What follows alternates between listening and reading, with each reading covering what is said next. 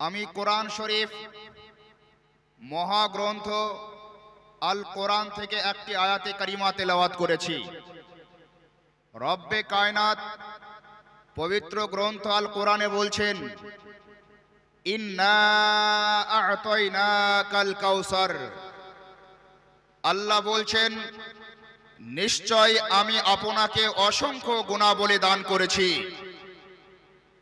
আমাদের নবী দোজাহানের বাদশাহ সাল্লাল্লাহু আলাইহি সাল্লামকে আল্লাহ পাক অসংখ্য গুণাবলী দান করেছেন।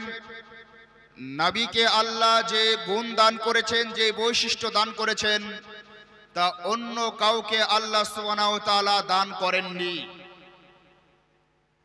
আল্লাহর নবী দোজাহানের বাদশাহ সাল্লাল্লাহু আলাইহি সাল্লামের বৈশিষ্ট্য সমূহের মধ্যে একটি বৈশিষ্ট্য হলো, নবী করিম সাল্লাল্লাহু আলাইহি সাল্লাম দুনিয়ার মাটিতে জন্মগ্রহণ করার পর 63 বছর জীবদ্দশায় তিনি যেই রাস্তায় চলতেন, সেই রাস্তাটা সুগন্ধ হয়ে যেত। আল্লাহর নবী সাল্লাল্লাহু আলাইহি সাল্লাম যদি জঙ্গলের কিনারা দিয়ে হাঁটতেন, জঙ্গলের হিংস্র পশু নবীকে দেখার জন্য, সালাম জানানোর জন্য জঙ্গল থেকে বের হয়ে চলে আসতো। নবী যদি কোনো অন্ধ মানুষের চোখে পবিত্র হাতের স্পর্শ করে দিতেন, তার চোখ সুস্থ হয়ে যেত, তার চোখে দৃষ্টি চলে আসতো। নবী যদি পাহাড়ের পাশ দিয়ে হেঁটে যেতেন, পাহাড়ের পাথরগুলো নবীর খেদমতে উপস্থিত হয়ে নবীকে সালাম জানাতো। আমার নবীকে আল্লাহ অসংখ্য গুণাবলী দান করেছেন। তার মধ্যে একটি হলো শাফাআতে কুবরা, যা নবী করিম সাল্লাল্লাহু আলাইহি সাল্লাম কিয়ামতের দিন আমাদের সকলকেই করবেন। আল্লাহর নবী সাল্লাল্লাহু আলাইহি সাল্লামকে আল্লাহ পাক যে সকল গুণাবলী দান করেছেন, তার মধ্যে উল্লেখযোগ্য এবং খুবই বিখ্যাত হলো মেরাজ শরীফ, যা অন্য কোন নবী ও রাসূলকে আল্লাহ দান করেননি। আমাদের নবীর সাথে সরাসরি আল্লাহ দিদার করেছেন। আমাদের নবী সরাসরি আল্লাহকে দিদার করেছেন। আমাদের নবী সাল্লাল্লাহু আলাইহি সাল্লাম আল্লাহর দরবার পর্যন্ত পৌঁছেছেন, যা অন্য কোন নবী ও রাসূলের দ্বারাতে সম্ভব হয়নি।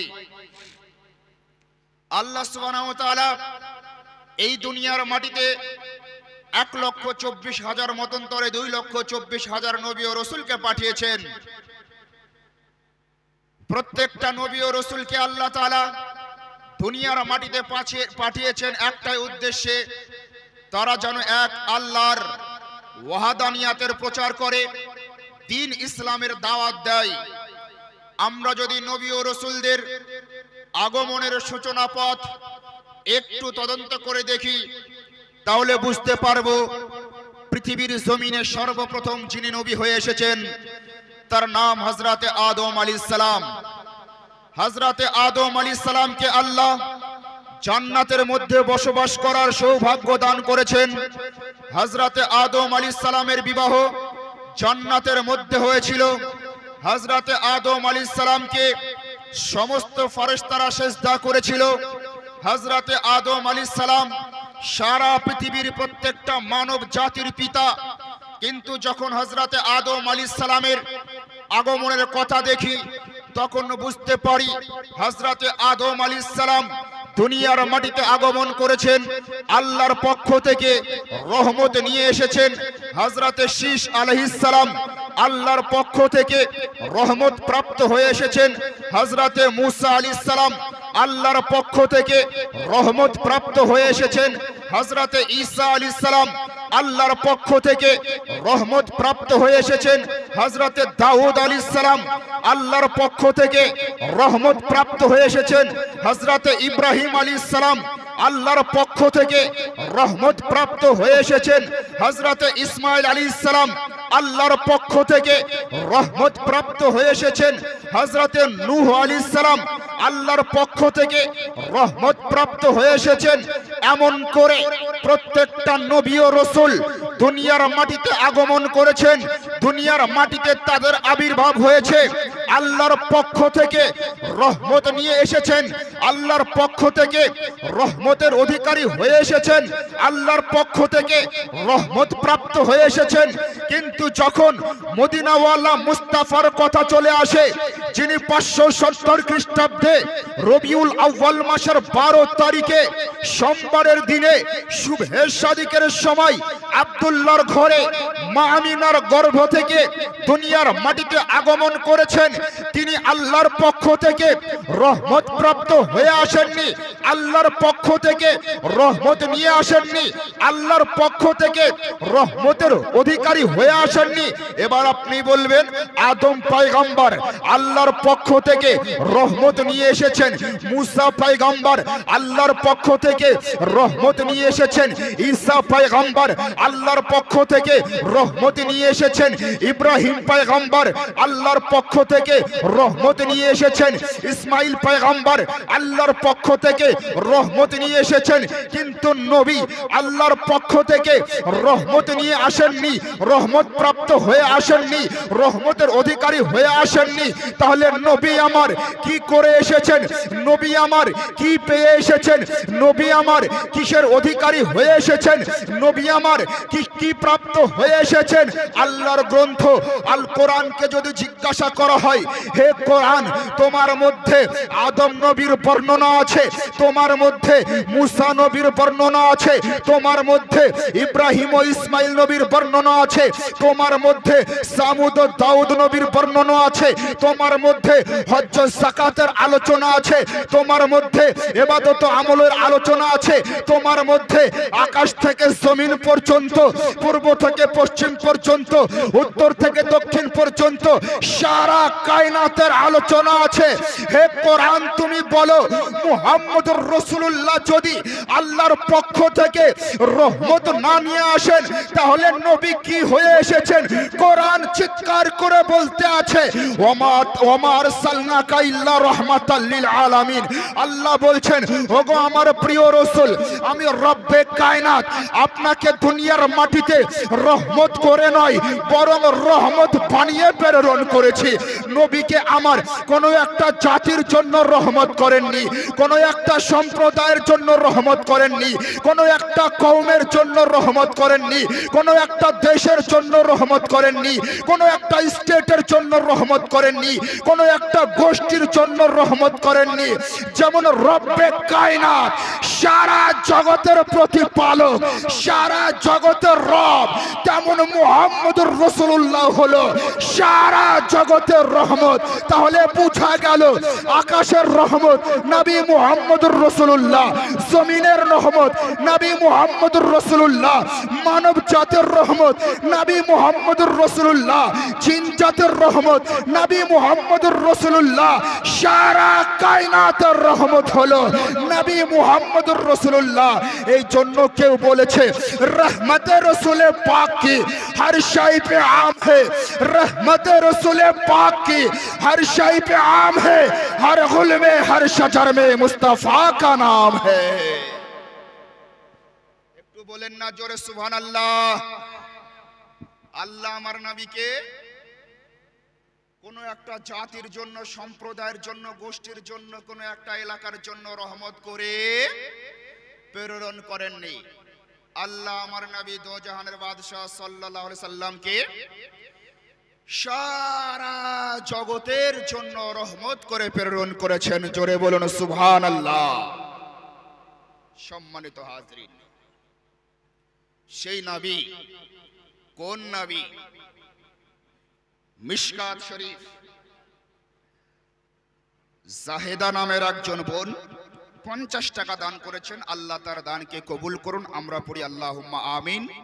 কেউ যদি দান করতে ইচ্ছুক থাকেন আপনারা আপনাদের টাকাগুলি, অর্থগুলি আপনাদের কাছে রাখুন। ইনশাআল্লাহ যখন চাইবো বা যখন চাইবে তখন দেবেন। বক্তব্য বেশিক্ষণ আমার হবে না, সংক্ষিপ্ত আকারে বক্তব্য হবে। যে কথাগুলি বলছি একটু ভালো করে শোনার চেষ্টা করুন আর বোঝার চেষ্টা করুন। আমার নবীকে আল্লাহ দুনিয়ার মাটিতে প্রেরণ করেছেন, কেমন সম্মানের অধিকারী করে প্রেরণ করেছেন। আজ অনেকেই বলে নবী নাকি 40 বছর বয়সে নবুয়ত লাভ করেছে, নবী নাকি 40 বছর বয়সে নবুয়ত প্রাপ্ত হয়েছে।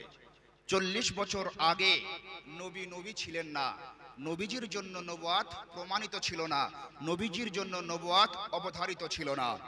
শুনুন হাদিস, মিশকাত শরীফ বাবু ফাজাইলুল মুরসালিনের মধ্যে হাদিস উল্লেখ। আল্লাহর নবী সাল্লাল্লাহু আলাইহি সাল্লামের সাহাবী হযরতে আবু হুরায়রা রাদিয়াল্লাহু তাআলা আনহু থেকে হাদিস বর্ণিত। তিনি বলেন, একদল সাহাবায়ে কেরাম নবী করিম সাল্লাল্লাহু আলাইহি সাল্লামের পবিত্র দরবারে উপস্থিত হয়ে বলছেন, ইয়া রাসূলুল্লাহ, আপনার জন্য নবুয়ত কবে থেকে অবধারিত?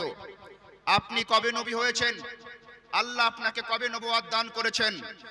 আল্লাহর নবী সাল্লাল্লাহু আলাইহি সাল্লাম যে সকল সাহাবায়ে কেরাম জিজ্ঞাসা করেছিলেন, ইয়া রাসূলুল্লাহ, আপনি কবে নবুয়ত লাভ করেছেন?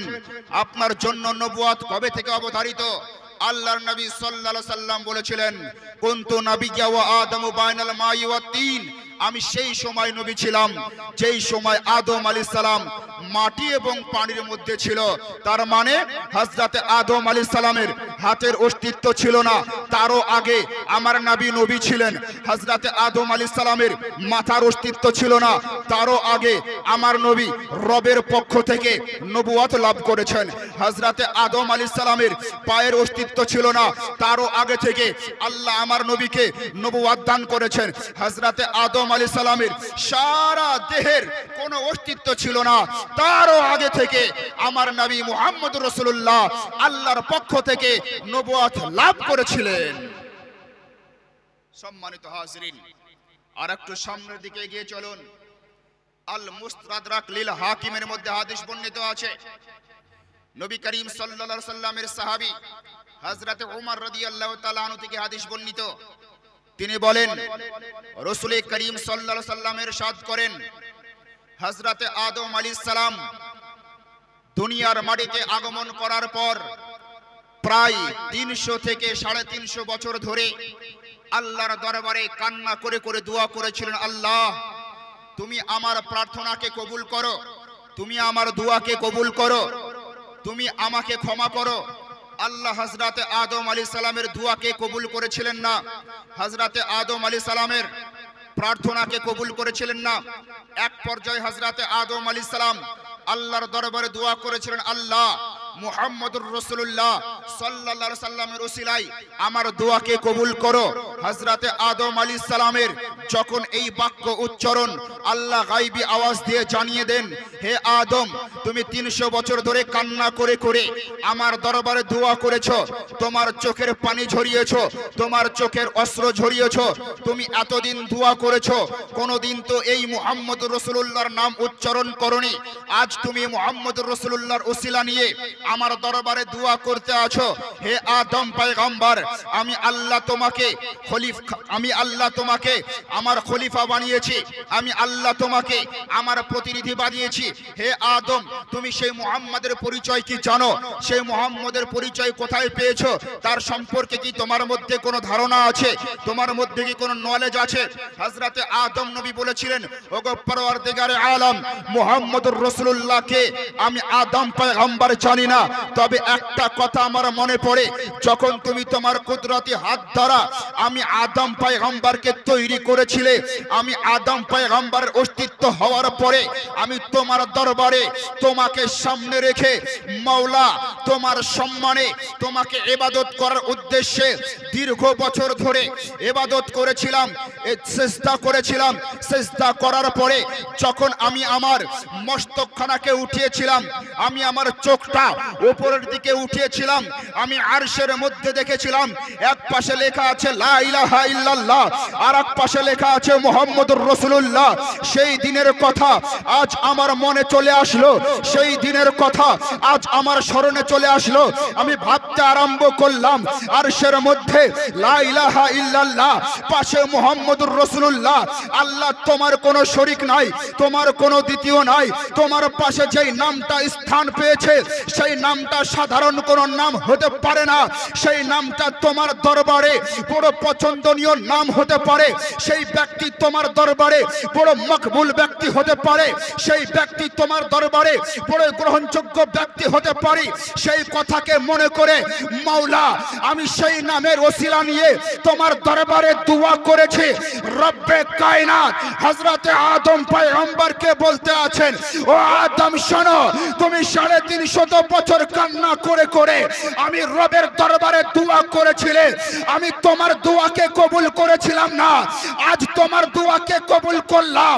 আজ যদি তুমি মুহাম্মদুর রাসূলুল্লাহর ওসিলায় আমার দরবারে দোয়া না করতে, কিয়ামত পর্যন্ত কান্না করতে, কিয়ামত সংঘটিত হয়ে যেত, আকাশের অস্তিত্ব হারিয়ে যেত, জমিনের অস্তিত্ব হারিয়ে যেত, মানব দানবের অস্তিত্ব হারিয়ে যেত, সারা কায়নাত তছনছ হয়ে যেত। তারপরেও আদম পয়গম্বরের দোয়া কবুল হতো না।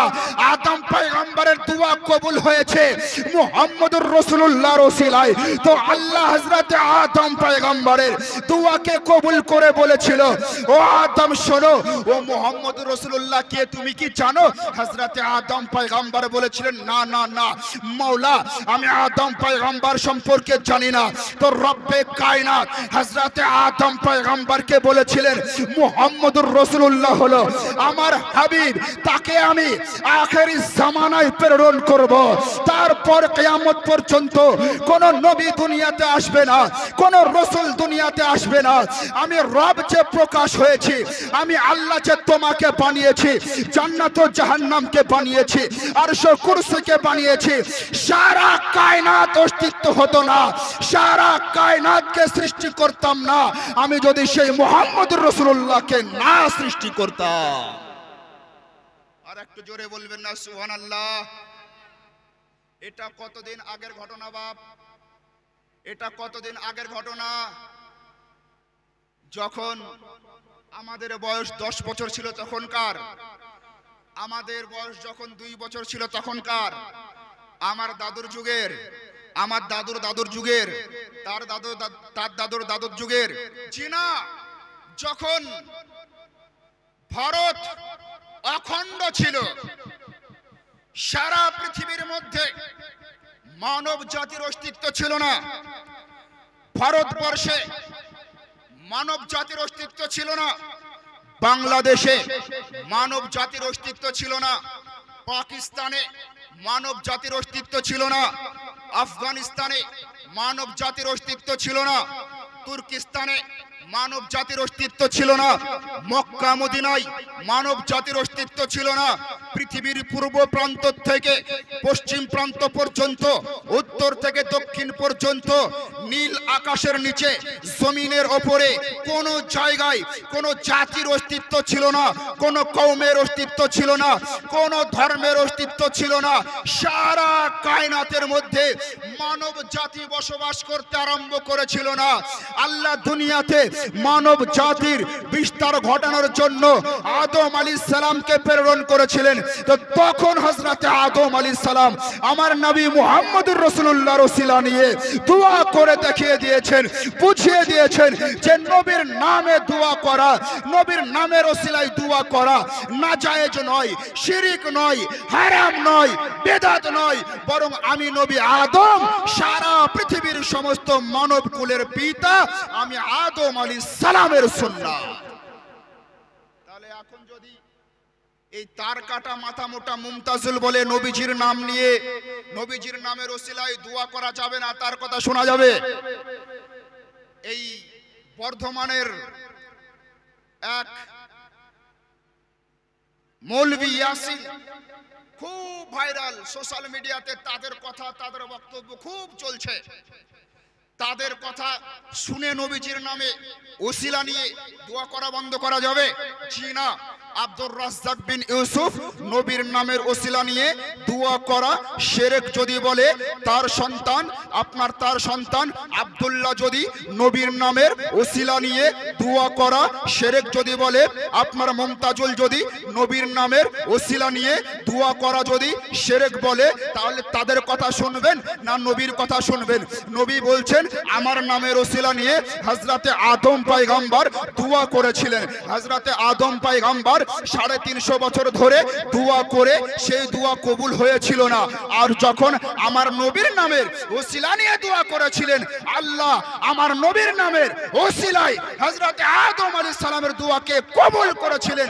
তাহলে বোঝা গেল কোরআনের বিরুদ্ধে, হাদিসের বিরুদ্ধে ফতোয়া প্রদানকারী আব্দুর রাজ্জাকের ফতোয়াকে পায়ের তলাতে মিশিয়ে দিতে হবে। তার সন্তান আব্দুল্লাহর ফতোয়াকে পায়ের তলাতে মিশিয়ে দিতে হবে। মুমতাজুলের ফতোয়াকে পায়ের তলাতে মিশিয়ে দিতে হবে। ইয়াসিনের ফতোয়াকে পায়ের তলাতে মিশিয়ে দিতে হবে। যা কোরআন বলবে, যা হাদিস বলবে, যা নবী বলেছেন, যা সাহাবায়ে কেরাম বলেছেন, তাই আমাদের করতে হবে। কোন বক্তার বক্তব্য শুনে কোন নতুন আকীদায় বিশ্বাসী হওয়া যাবে না। সম্মানিত হাজরিন, আমার নবী কোন নবী? আর একটু সামনের দিকে এগিয়ে চলুন। হযরতে আবু হুরায়রা রাদিয়াল্লাহু তাআলা আনহু থেকে হাদিস বর্ণিত আছে, তিনি বর্ণনা করেন আল্লাহর রাসূল দোজাহানের বাদশা সাল্লাল্লাহু আলাইহি সাল্লাম ইরশাদ করেন, আল্লাহর নবী সাল্লাল্লাহু আলাইহি সাল্লাম হযরতে জিবরাইল আলাইহিস সালামকে জিজ্ঞাসা করলেন, হে জিবরাইল তোমার বয়স কত, তুমি একটু বলবে? আল্লাহর ফেরেশতা জিবরাইল বলেছিলেন, ইয়া রাসূলুল্লাহ আমার বয়স কত আমি জানি না। নবী আমার আবারও জিজ্ঞাসা করেছিলেন, হে জিবরাইল তোমার বয়স কত, তোমার কি কোনো অনুমান আছে? আল্লাহর ফেরেশতা জিবরাইল বলেছিলেন, ইয়া রাসূলুল্লাহ আমার বয়স কত আমি জানি না, আমার বয়স কত আমার অনুমান নাই, তবে একটা কথা মনে পড়ে ইয়া রাসূলুল্লাহ, সেই কথাটা হলো চতুর্থ আকাশে একটা তারকা দেখতাম, যেই তারকাটা একবার যদি প্রকাশ হতো 70,000 বছর বার আর একবার প্রকাশ হতো, সেই তারকাটা আমি একবার নয়, দুইবার নয়, 72,000 বার দেখেছি। আল্লাহর নবী সাল্লাল্লাহু আলাইহি সাল্লাম হযরতে জিবরাইলকে জিজ্ঞাসা করছেন, হে জিবরাইল সেই তারকা সম্পর্কে তোমার মধ্যে কি কোনো ধারণা আছে? তোমার মধ্যে কি কোনো জ্ঞান আছে? তোমার মধ্যে কি কোনো নলেজ আছে? আল্লাহর ফেরেশতা জিবরাইল বলেছিলেন, আল্লাহর কসম করে বলি ইয়া রাসূলুল্লাহ, ইয়া হাবিবাল্লাহ, সেই তারকা সম্পর্কে আমি জানি না, সেই তারকা সম্পর্কে আমার মধ্যে কোনো নলেজ নাই, আমার মধ্যে কোনো জ্ঞান নাই, আমার মধ্যে কোনো ধারণা নাই। তখন আল্লাহর নবী তো জাহানের বাদশা সাল্লাল্লাহু আলাইহি সাল্লাম হযরতে জিবরাইলকে বলেছিলেন, ও জিবরাইল তুমি কি জানো সেই তারকা সম্পর্কে, যে তারকা চতুর্থ আকাশে একবার প্রকাশ হলে 70,000 বছর পর আর একবার প্রকাশ হতো, যে তারকা তুমি 72,000 বার দেখেছো, সেই তারকা সম্পর্কে তুমি কি জানো? আল্লাহর ফেরেশতা জিবরাইল বললেন, না না না ইয়া রাসূলুল্লাহ, সেই তারকা সম্পর্কে আমি জানি না। কিন্তু জিবরাইল কোন জিবরাইল? যে জিবরাইল সমস্ত ফেরেশতাদের সর্দার, যে জিবরাইল সমস্ত ফেরেশতাদের টিচার, যে জিবরাইল সমস্ত ফেরেশতাদের শিক্ষক, সমস্ত ফেরেশতাদের পরিচালক, সমস্ত ফেরেশতাদের মুআল্লিম, যে জিবরাইল আদম পয়গম্বরকে দেখেছেন, যে জিবরাইল মুসা নবীর যুগকে দেখেছেন, যে জিবরাইল ঈসা নবীর যুগকে দেখেছেন, যে জিবরাইল ইব্রাহিম নবীর যুগকে দেখেছেন, যে জিবরাইল ইসমাইল নবীর যুগকে দেখেছেন, এক কথায় দুনিয়ার মাটিতে যত নবী ও রাসূল এসেছেন প্রত্যেকটা নবী ও রাসূলকে দেখেছেন, প্রত্যেকটা নবী ও রাসূলের যুগকে দেখেছেন, প্রত্যেকটা নবী ও রাসূলের যুগের প্রত্যেকটা মানুষকে দেখেছেন, প্রত্যেকটা নবী ও রাসূলের জামানার মানব জাতির সভ্যতা সম্পর্কে জিবরাইল আলাইহিস সালামের মধ্যে নলেজ আছে। সেই জিবরাইল বলছেন, ইয়া রাসূলুল্লাহ চতুর্থ আকাশে যে তারকাটা একবার প্রকাশ হলে 70,000 বছর পর আর একবার প্রকাশ হতো 72,000 বার দেখেছি, সেই তারকা সম্পর্কে আমি জানি না।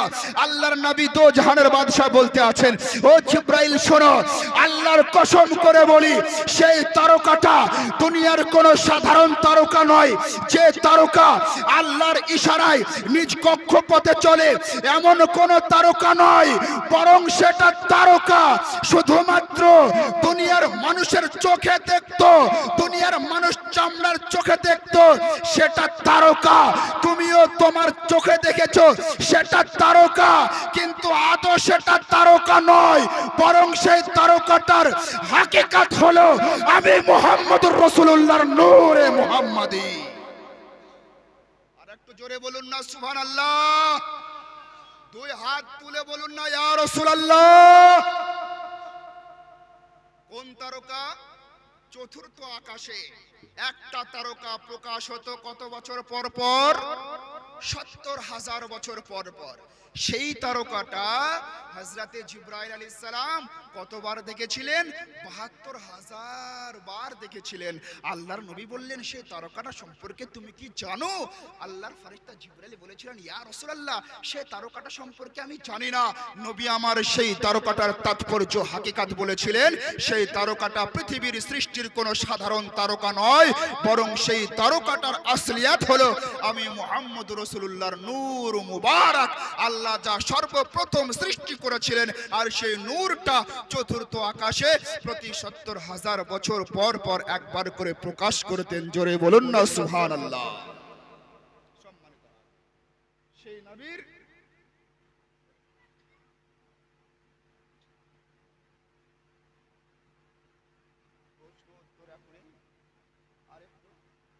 আরেকটু একটা বিষয় বলি, তারপর প্রশ্ন উত্তর শোনারও দরকার আছে, জানা অজানার বিষয় আছে, শুধু জীবনে শুনলে হবে না, তাই না? জি, জানা অজানার বিষয় আছে। তো ইনশাআল্লাহ যে প্রশ্নগুলো এসেছে, যদি আমার দ্বারাতে সম্ভব হয় আমি সেই প্রশ্নের উত্তরগুলো দেওয়ার চেষ্টা করব। অতএব আমার যুবক ভাইরা, জওয়ান ভাইরা, বাবারা যারা এখনো বাইরে আছেন, চলে আসুন। সীমিত জায়গা, আর বেশি জায়গা নাই প্যান্ডেলের মধ্যে। চলে আসুন ইনশাআল্লাহ। আপনাদের আসতে আসতে আমি যে টপিকটা নিয়ে আলোচনা করব, সেই টপিকটা শেষ হতে হতে ইনশাআল্লাহ একের পর এক যে প্রশ্নগুলো এসেছে তার উত্তর আমি দেওয়ার চেষ্টা করব। আপনারা শুনবেন তো? জি, প্রশ্ন উত্তরগুলো শুনবেন তো? সম্মানিত হাজিরিন, চলুন সামনের দিকে একটু এগিয়ে যাই। এটা হলো রজব মাস। এই মাসের ২৭ তারিখে আল্লাহ সুবহানাহু ওয়া তাআলা আমার নবী দো জাহানের বাদশা সাল্লাল্লাহু আলাইহি সাল্লামকে তার পবিত্র দরবারে ডেকে দিদার দান করেছেন। জোরে একবার বলুন না সুবহানাল্লাহ। এই দুনিয়ার মাটিতে যত নবী ও রাসূল এসেছিলেন, কোন নবী ও রাসূল আল্লাহর দিদার পাননি, আল্লাহর সঙ্গে মেরাজ করার সুযোগ পাননি, আল্লাহর সঙ্গে সাক্ষাৎ করার সুযোগ পাননি, আল্লাহর সঙ্গে আপনার মুলাকাত করার আপনার সুযোগ পাননি। আপনি আমি যদি একটু লক্ষ্য করে দেখি, এই পৃথিবীর জমিনে হযরতে আদম আলাইহিস সালাম এসেছিলেন, আল্লাহর সঙ্গে সাক্ষাৎ করতে পারেননি। মুসা আলাইহিস সালাম আল্লাহর সঙ্গে সাক্ষাৎ করতে পারেননি। ঈসা আলাইহিস সালাম আল্লাহর সঙ্গে সাক্ষাৎ করতে পারেননি। ইব্রাহিম আলাইহিস সালাম আল্লাহর সঙ্গে সাক্ষাৎ করতে পারেননি। মুসা আলাইহিস সালাম, ইব্রাহিম আলাইহিস সালাম, দাউদ আলাইহিস সালাম, এমন করে আপনার যত নবী ও রাসূল, কোন নবী ও রাসূলের আল্লাহর সঙ্গে দিদার হয়নি। একমাত্র মুহাম্মদুর রাসূলুল্লাহ সাল্লাল্লাহু আলাইহি সাল্লামের সাথে আল্লাহর দিদার হয়েছিল, আল্লাহর সাক্ষাৎ হয়েছিল। সম্মানিত হাজিরিন, আল্লাহর নবী দো জাহানের বাদশা সাল্লাল্লাহু আলাইহি সাল্লাম নামাজ তো জীবনে অনেক পড়েছেন, তাহাজ্জুদ পড়ে পড়ে তো রাত পার করেছেন। গারে হীরার মধ্যে আপনার রাত্রিতে ইবাদত করে করে রাত পার করে দিয়েছেন। পাহাড়ের চূড়ায় উঠে গিয়ে ইবাদত করে করে রাত পার করে দিয়েছেন। নিজ হুজরা মুবারকে ইবাদত করে করে রাত পার করে দিয়েছেন। সারা রাত নফল ইবাদতের মধ্যে দাঁড়িয়ে দাঁড়িয়ে আল্লাহর প্রশংসা করতে করতে, আল্লাহর ইবাদত করতে করতে পা গুলো তো ফুলে গিয়েছিল। কিন্তু রাসূল করিম সাল্লাল্লাহু আলাইহি সাল্লাম কখনো কোনোদিনও আল্লাহ তোমাকে দেখতে চায়, আল্লাহ তোমার দিদার লাভ করতে চায়, আল্লাহ তোমার সাথে মেরাজ করতে চায়, এমনটা দোয়া আমার নবী কখনো কোনোদিনও করেননি। কিন্তু আল্লাহ আমার নবীকে এতটা সম্মান দান করেছেন যে নবী আমার আল্লাহর সঙ্গে দিদার না করতে চেয়েও আল্লাহ তাআলা স্পেশাল একটা দিনকে নির্ধারিত করে, স্পেশাল একটা রাতকে নির্ধারিত করে সুন্দরভাবে মদিনা ওয়ালা মুস্তাফাকে মেহমান বানিয়ে এই দুনিয়ার মাটি থেকে তার পবিত্র দরবারে ডেকে নিয়ে মেরাজ দান করেছেন, আল্লাহর দিদার দান করেছেন। মেরাজ কিভাবে সংগঠিত হয়েছিল? আপনার বুখারী শরীফ, মুসলিম শরীফ, এমন করে বহু হাদিস গ্রন্থের মধ্যে মেরাজের অধ্যায়ে হাদিস উল্লেখ আছে। রাসূল করিম সাল্লাল্লাহু আলাইহি সাল্লামের জীবনী প্রসঙ্গে শেখ আব্দুল হক মুহাদ্দিস দেহলভী রাহমাতুল্লাহ আলাইহি মাদারিজুন নবুওয়াত, এমন করে পৃথিবীতে অনেক কিতাবের মধ্যে আপনার এই আলোচনা বর্ণিত আছে যে আল্লাহর নবী দো জাহানের বাদশা সাল্লাল্লাহু আলাইহি সাল্লাম এই রজব মাসের 27তম রাত্রিতে মক্কা শরীফে কাবা শরীফের পাশে উম্মে হানির ঘরে আরাম করছিলেন। রাতের এক মুহূর্তে আল্লাহর নবী দোজাহানের বাদশাহ সাল্লাল্লাহু আলাইহি সাল্লাম চোখ মুবারক বন্ধ রেখে আরাম করছেন। আল্লাহ হযরতে জিবরাইলকে ডেকে বলছেন, জিবরাইল, ইসরাইলকে বলে দাও সে যেন কারো জান কবুজ না করে। জোরে বলুন না সুবহানাল্লাহ। দুনিয়ার মাটিতে ইন্তেকাল করে যারা দাফন হয়েছে তাদের কবরের মধ্যে যেন কোনো আযাব না হয়। জাহান্নামের মধ্যে যারা জাহান্নামী হয়েছে তাদের যেন আযাব না হয়। ফেরেশতা মণ্ডলীদেরকে জানিয়ে দাও আজকের রাত সাধারণ রাত নয়, আজকের রাত মদিনাওয়ালা মুস্তাফার সাথে আল্লাহর দিদারের রাত। জিবরাইল, তুমি তোমার সাথে 70,000 ফেরেশতার কাফেলা নিয়ে নাও। মিকাইলকে ডেকে বলো তার সাথে সে যেন 70,000 ফেরেশতার কাফেলা নাই। ইসরাফিলকে ডেকে বলো সে যেন তার সাথে 70,000 ফেরেশতার কাফেলা নাই। আর তোমরা তিনজন 70,000 ফেরেশতার দল নিয়ে জান্নাত থেকে একটা বুরাক নামক যানবাহন, একটা প্রাণী, একটা পশু নিয়ে আমার হাবিবের দরবারে পৌঁছে যাও। ঘড়ির কাঁটা স্তব্ধ, সূর্য স্তব্ধ, চন্দ্র স্তব্ধ, তারকা স্তব্ধ, পানির স্রোত স্তব্ধ, সারা পৃথিবী স্তব্ধ, সারা পৃথিবী স্তব্ধ, কোনো কিচ্ছু চলছে না। সারা পৃথিবীর অস্তিত্ব যেন একটা অন্য জায়গায় পৌঁছে আছে। আল্লাহর ফেরেশতা জিবরাইল আলাইহিস সালাম জান্নাতি বুরাক নেওয়ার পরে আমার নবীর পবিত্র দরবারে উপস্থিত হয়ে গেলেন। তিনি দেখছেন আল্লাহর নবী সাল্লাল্লাহু আলাইহি সাল্লাম আরাম করছেন। এইদিকে আল্লাহ বলেছেন, জিবরাইল আমার হাবিবকে তাড়াতাড়ি করে উঠিয়ে বুরাকের উপরে উঠিয়ে আমার দরবারে নিয়ে আসবে। এইদিকে মদিনাওয়ালা মুস্তাফা আরাম করছেন, ঘুমন্ত অবস্থায় আছে, নিদ্রা অবস্থায় আছে। আল্লাহর ফেরেশতা চিন্তায় চিন্তিত। আল্লাহর হুকুম পালন করা জরুরি, মদিনাওয়ালা মুস্তাফার সম্মান রক্ষা করা জরুরি। আমি যদি এখন খটখট করে আওয়াজ দিয়ে দিই তাহলে নবীর ঘুমের ব্যাঘাত ঘটে যাবে, নবীর সাথে বেয়াদবি হয়ে যাবে। আমি যদি দরজায় আওয়াজ দিই নবীর শানে বেয়াদবি হয়ে যাবে। নবীর শানে বেয়াদবি হয়ে গেলে আল্লাহ ক্ষমা করবে না। এমন তো অবস্থায় আমি করব তো করব কি? জিবরাইল আলাইহিস সালাম বড় চিন্তিত। রব্বে কায়নাতকে বলতে আছেন, ওগো রব্বে কায়নাত, তোমার হাবিব তো নিদ্রা অবস্থায় আছে, তোমার হাবিব তো ঘুমন্ত অবস্থায় আছে, তোমার হাবিবকে আমি জাগাবো কেমন করে? আল্লাহ জিবরাইলকে বলতে আছেন, ও জিবরাইল, আমি রব্বে কায়নাত, তোমাকে আমি নূর দিয়ে তৈরি করেছি। তোমার ঠোঁটটা জান্নাতি পদার্থ, ঠান্ডা জাতীয় একটা জিনিস কাফুর দিয়ে তৈরি করেছি। আমার নবী ঘুমোচ্ছে, আমার নবী আরাম করছে, আমার নবী ঘুমন্ত অবস্থায় আছে। তাতে কি হয়েছে? তুমি তোমার ঠোঁটটা আমার হাবিবের পবিত্র কদমে নিয়ে গিয়ে স্পর্শ করে দাও। আমার হাবিবের পবিত্র কদমে তুমি তোমার ঠোঁট দিয়ে চুম্বন দিয়ে দাও। তোমার ঠোঁটের স্পর্শ যখন আমার হাবিব পেয়ে যাবেন, ঘুম ভেঙে যাবে। আমার হাবিবকে আমার কথা সব খুলে বলে দিবে। কাকে চুম্বন দিতে বললেন বাপ? জিবরাইল আলাইহিস সালামকে। কি দিয়ে? ঠোঁট দিয়ে। কোথায়? নবী পাকের পবিত্র পায়ে। নবী আমার ঘুম থেকে জেগে গেলেন। জিবরাইলকে বলছেন, জিবরাইল ব্যাপার কি? বলে, ইয়া রাসূলুল্লাহ, আপনাকে আল্লাহর দরবারে যেতে হবে। আল্লাহ আপনাকে মেহমান বানিয়ে তার পবিত্র দরবারে ডেকেছেন। আল্লাহর নবী সাল্লাল্লাহু আলাইহি সাল্লাম উঠলেন, ওযু করলেন, 2 রাকাত নামাজ পড়লেন। 2 রাকাত যখন নামাজ সমাপ্ত হলো, আল্লাহর ফেরেশতা জিবরাইল রাসূল করিম সাল্লাল্লাহু আলাইহি সাল্লামকে নিয়ে আপনার জমজম কূপের পাশে গেলেন। জমজম কূপের পাশে যাওয়ার পরে ওপেন হার্ট সার্জারি পৃথিবীর জমিনে সর্বপ্রথম আমার নবী মুহাম্মদুর রাসূলুল্লাহর হয়েছিল, যেটাকে বক্ষ বিতরণ বলে, সিনা চাক বলে। আপনার এই গলা থেকে নিয়ে, আপনার বুক থেকে নিয়ে নাভি পর্যন্ত আল্লাহর ফেরেশতা জিবরাইল তার নূরানি আপনার আঙ্গুলের ইশারা করে 2 টুকরা টুকরো করেছিল, আর সেই আপনার জান্নাতি পানি জমজমের পানি দিয়ে সেই কাল্বটাকে ধৌত করে দেওয়া হয়েছিল। তারপরে আল্লাহর ফেরেশতা জিবরাইল মদিনাওয়ালা মুস্তাফাকে বলছেন, ইয়া রাসূলুল্লাহ, এবার আপনি বুরাকের উপরে চড়ুন। আল্লাহর নবী সাল্লাল্লাহু আলাইহি সাল্লাম কান্না করতে আরম্ভ করে দিয়েছেন, দুই চোখ দিয়ে পানি বয়ে যায়। আল্লাহর ফেরেশতা জিবরাইল আলাইহিস সালাম বলছেন, ইয়া রাসূলুল্লাহ, আমার খেদমতে কি কোনো কমি হয়েছে? আমার সেবাতে কি কোনো কমি হয়েছে? আপনার জন্য জান্নাতকে সাজানো হয়েছে, আপনার জন্য সমস্ত নবীকে বাইতুল মুকাদ্দাসের মধ্যে উপস্থিত করানো হয়েছে। ইয়া রাসূলুল্লাহ, সারা জগতের মধ্যে সারা জগতের টাইম লাইনকে স্তব্ধ করে দেওয়া হয়েছে। ইয়া রাসূলুল্লাহ, আপনার সম্মানের জন্য আল্লাহর পক্ষ থেকে আমি ৭০,০০০ ফেরেশতা এনেছি। মিকাইল ৭০,০০০ ফেরেশতা এনেছেন, ইসরাফিল ৭০,০০০ ফেরেশতা এনেছেন, জান্নাত থেকে বুরাক এনেছি। ইয়া রাসূলুল্লাহ, আপনি আল্লাহর দরবারে যাবেন, আপনি কান্না কেন করছেন? আল্লাহর নবী বলতে আছেন, ও জিবরাইল, আমি আমার ব্যক্তিত্ব নিয়ে কান্না করছি না, আমি আমাকে নিয়ে কান্না করছি না, আমি পৃথিবীর কোন শোকে কান্না করছি না। আমার গুনাহগার উম্মতগুলো নামাজ ত্যাগ করার পরে কিয়ামতের দিনে যখন জাহান্নামের মধ্যে চলে যাবে, আমি মদিনাওয়ালা মুস্তাফা দেখার পরে সহ্য করতে পারবো না। আমার উম্মতগুলো রোজা না রাখার কারণে কিয়ামতের ময়দানে জাহান্নামের মধ্যে যাবে, আমি নবী দেখার পরে সহ্য করতে পারবো না। আমার উম্মতগুলো গুনাহ করার কারণে, পাপ করার কারণে যখন জাহান্নামের মধ্যে যাবে, আমি নবী দেখার পরে সহ্য করতে পারবো না।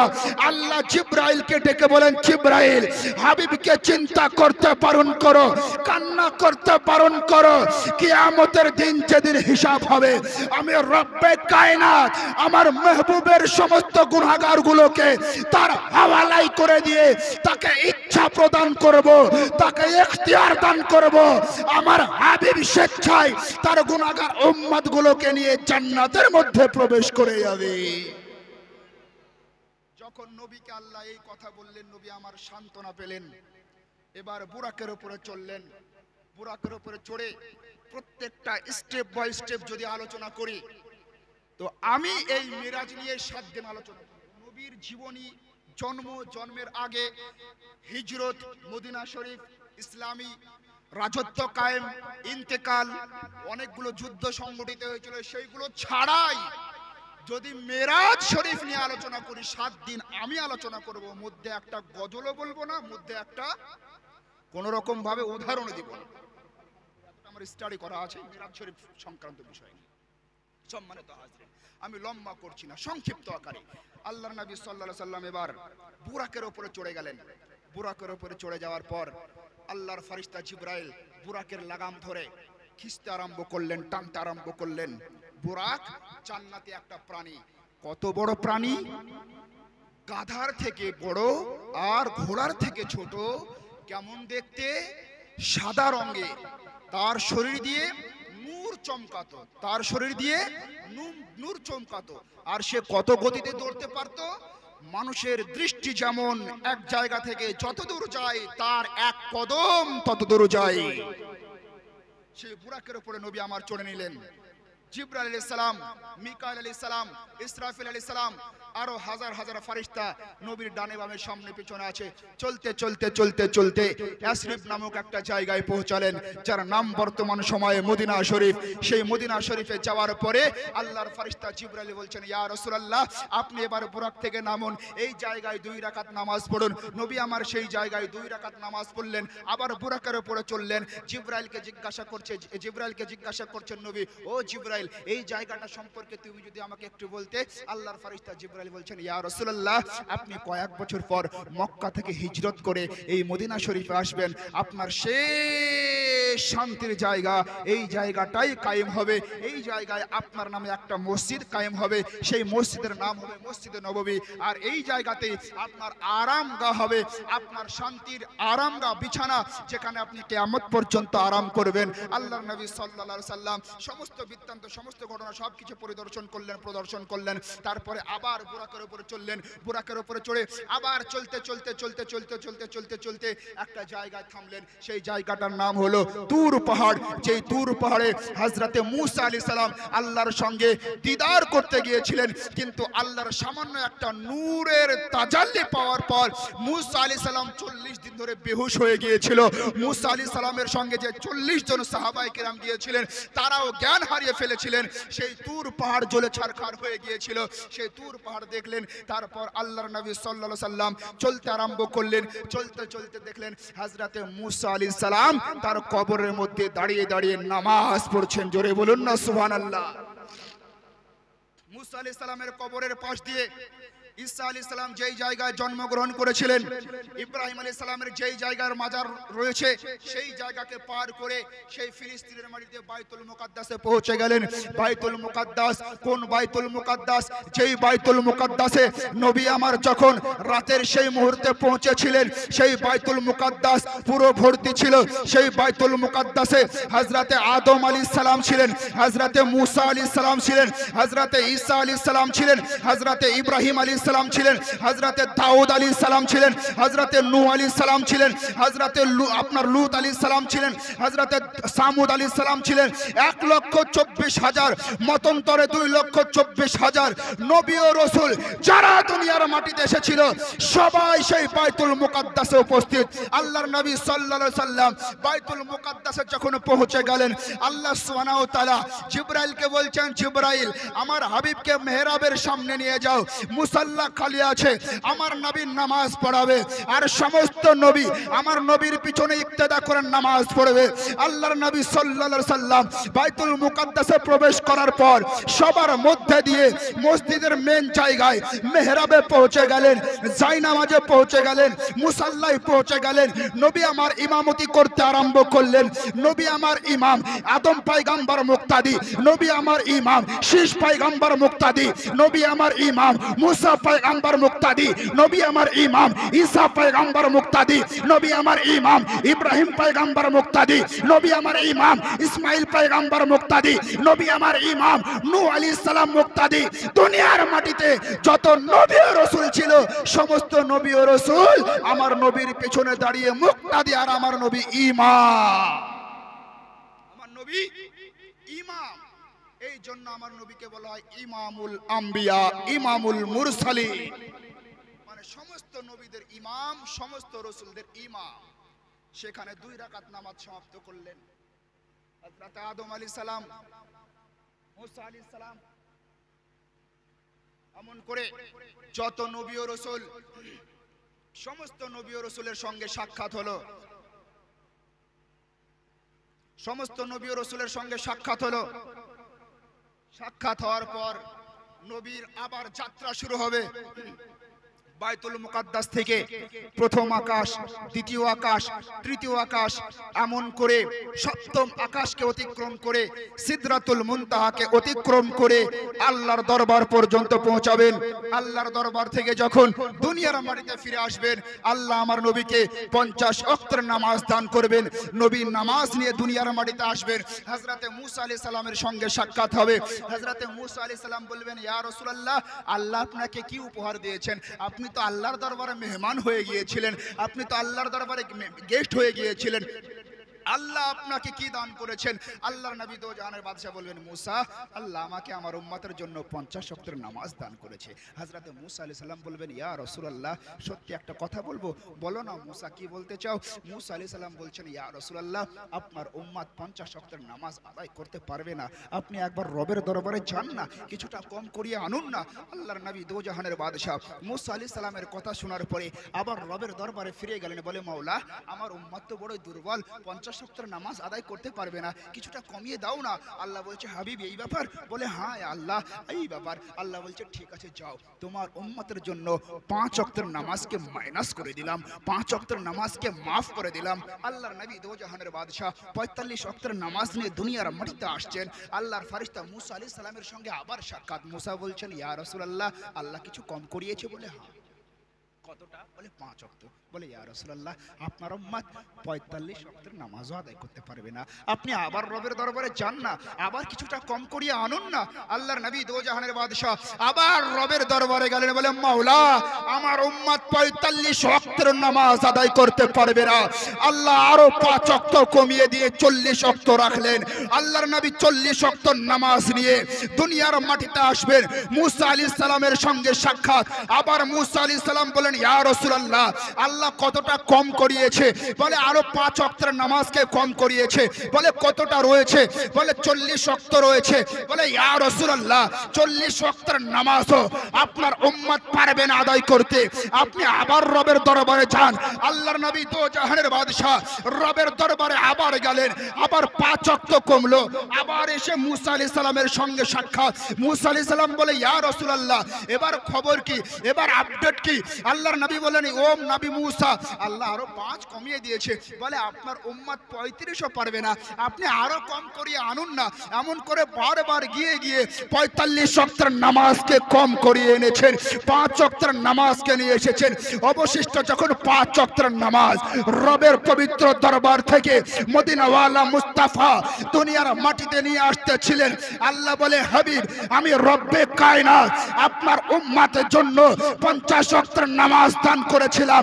45 ওয়াক্তের নামাজ আপনার অনুগ্রহের জন্য, আপনার রহমতের জন্য, আপনার করুণার জন্য, আপনার দয়ার জন্য, আপনাকে ভালোবেসে আপনার উপরে মায়া করে 45 ওয়াক্তের নামাজ তো মাফ করে দিয়েছি। কিন্তু হাবিব আপনার ওই উম্মতরা যদি 5 ওয়াক্তের নামাজ আদায় করে আমি আল্লাহ তাদের আমল নামায় 50 ওয়াক্তের সওয়াব দান করে দেব। কত ওয়াক্তের?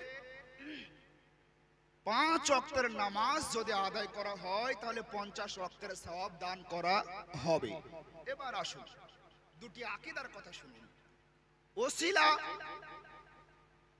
আব্দুর রাজ্জাক, আব্দুল্লাহ, তার কাটা মুমতাজ, এমন করে ইয়াসিন আর বিমল দাসের বেটা কি দাস জানো, রুহুল হয়েছে এখন, ব্রাদার রাহুল, এই আমাদের জলঙ্গিতে বাড়ি।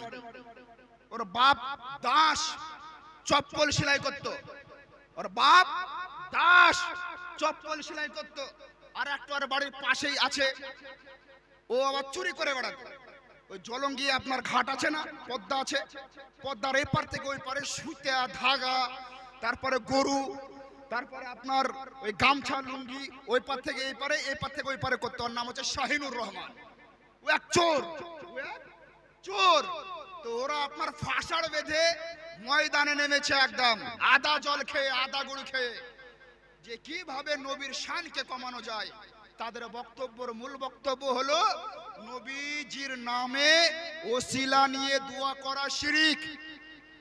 কথা ভালো করে বুঝবেন, যদি নবীজির মাধ্যম, নবীজির ওসিলা শিরিক হয়, হারাম হয়, তাহলে বিমল দাসের বেটা এখন কালেমা পড়ে 5 ওয়াক্তের নামাজ পড়েছে, তার জন্য 50 ওয়াক্তের নামাজে ফরজ। রাজ্জাক 5 ওয়াক্তের নামাজ পড়ে, ওর বাড়িওয়ালি, ওর বেটা, ওর বেটি 5 ওয়াক্তের পড়ে, ওদের জন্য 50 ওয়াক্ত নামাজ পড়া ফরজ। বলে কেন? 50 ওয়াক্তের নামাজ তো ছিল, 45 ওয়াক্তের নামাজ তো কম হলো হযরতে মুসা আলাইহিস সালামের ওসিলায়। জোরে বলুন না সুবহানাল্লাহ। তাহলে কি বোঝা গেল? ওসিলা হারাম নয়, ওসিলা শিরিক নয়, ওসিলা অবৈধ নয়, বরং ওসিলা নিয়ে দোয়া করা, ওসিলা নিয়ে আল্লাহকে ডাকা, সে ডাকাটা আল্লাহর দরবার পর্যন্ত পৌঁছানো, আর আল্লাহ কবুল করবেন তার এক বিশেষ কারণ। জোরে বলুন সুবহানাল্লাহ। সম্মানিত হাজির, আর একটা কথা, আগে এসেছেন ঈসা আলাইহিস সালাম, আমার নবীর আগে এসেছেন ইব্রাহিম আলাইহিস সালাম, আমার নবীর আগে এসেছেন ইব্রাহিম আলাইহিস সালাম, আমার নবীর আগে এসেছেন ইসমাইল আলাইহিস সালাম, আমার নবীর আগে এসেছেন। তাহলে কি বোঝা যায়? নবীরা যদি মরে মাটির সাথে মিশিয়ে যায়, কবরে যদি তাদের কোনো অস্তিত্ব না থাকে, তাহলে নবীর আমার এই রজব মাসের 27তম রাত্রিতে মেরাজ যাত্রা সংঘটিত হয়েছিল। মক্কা থেকে আমার নবী মুসা আলাইহিস সালামকে তার কবরের মধ্যে নামাজ পড়া অবস্থায় দেখেছিলেন, আর বাইতুল মুকাদ্দাসে সমস্ত নবী ও রাসূল আমার নবীর পিছনে নামাজ পড়েছিলেন। তাহলে বলুন মুসলমান, একজন মানুষ যদি মারা যায় তাহলে সে কিভাবে নামাজ পড়তে পারে? তার কারণ নামাজ পড়তে হলে তাকে পবিত্রতা অর্জন করতে হবে, নামাজ পড়তে হলে তার দেহের সাথে আত্মার সম্পর্ক রাখতে হবে, নামাজ পড়তে হলে তাকে হাতের দরকার হতে হবে, নামাজ পড়তে হলে নাকের দরকার আছে, নামাজ পড়তে হলে কপালের দরকার আছে, নামাজ পড়তে হলে পায়ের দরকার আছে, নামাজ পড়তে হলে নিয়াতের দরকার আছে, নামাজ পড়তে হলে ইরাদার দরকার আছে। যদি নবী ও রাসূল মরে মাটির সাথে মিশে যায়, তারা নামাজ কি করে পড়লেন? তারা নামাজে ইক্তেদা নবীর পিছনে কি করে করেছিলেন? তাহলে বোঝা যায় যারা নবী হয়, যারা রাসূল হয়, তারা ইন্তেকাল তো করেন, কিন্তু ইন্তেকালের পরে কবরে যাওয়ার পরে আপনার আমার দেহটা যেমন পচে যায়, সরে যায়, গলে যায়, এমনটা হয় না। তাদেরকে আল্লাহ পাক সুন্দর একটা দেহ দান করেন। আবু দাউদ শরীফের মধ্যে হাদিস বর্ণিত আছে, আল্লাহর নবী বলেন, ইন্নাল্লাহা হারামা আলাল আরদে আন তাকুলা আজসাদাল আমবিয়ায়ে ফানাবিউল্লাহি হাইয়ুন ইরজাক। আল্লাহর নবী বলেন, আল্লাহ তাআলা জমিনের জন্য প্রত্যেকটা নবী ও রাসূলের দেহকে ভক্ষণ করা হারাম করে দিয়েছেন। যারা আল্লাহর নবী হয়, ইন্তেকালের পরে প্রত্যেকজনের কবরে সশরীরে জীবিত আছে, আল্লাহর পক্ষ থেকে তারা খাদ্য পেয়ে থাকে। একটু জোরে বলুন না সুবহানাল্লাহ, আর একটু জোরে বলুন। যারা আল্লাহর নবী ও রাসূল হয়, তারা প্রত্যেকজনের কবরে সশরীরে জীবিত আছেন, আর আল্লাহর পক্ষ থেকে জান্নাতি খাবার পেয়ে থাকেন, যে খাবার খাওয়ার পরে পেচ্ছাপ পায়খানার প্রয়োজন হয় না। একবার জোরে বলুন না সুবহানাল্লাহ, আর একবার মহব্বতের সাথে নবীর উপরে দরুদ পড়ুন, আল্লাহুম্মা।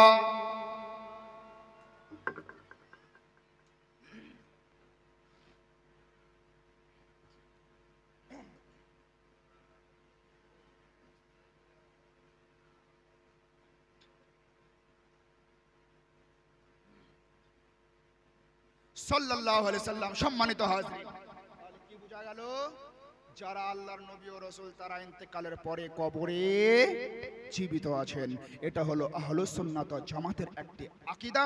এই আকীদার উপরে আপনাকে আমাকে পাহাড়ের মতো